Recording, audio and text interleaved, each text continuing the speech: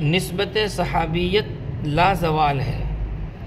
عہد نبوی کے بعد صحابہ کرام کے درمیان اختلاف و نزاع، یہاں تک کہ جنگ و جدل کے جو واقعات پیش آئے، ان کی بنا پر کسی بھی صحابی کو تنقید کا نشانہ بنانا بالکل درست نہیں، اس لیے کہ واقعات و حادثات سے وہ نسبت منقطع نہیں ہوئی جو ان کو سرکار دو عالم صلی اللہ علیہ وسلم سے حاصل تھی، وہ نسبت لازوال ہے۔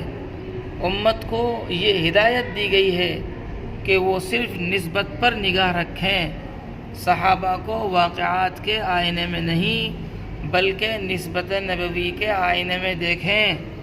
عالم الغیوب رب کائنات کو تو بعد میں پیش آنے والے تمام واقعات کی پہلے سے ہی خبر تھی، اس کے باوجود صحابہ کرام کو پروانہ رضوان عطا کرنا اور ان کی تعدیل و تزکیہ بیان کرنا اس بات کی دلیل ہے کہ صحابہ کے لیے یہ واقعات اصل نہیں ہیں بلکہ نسبت اصل ہے۔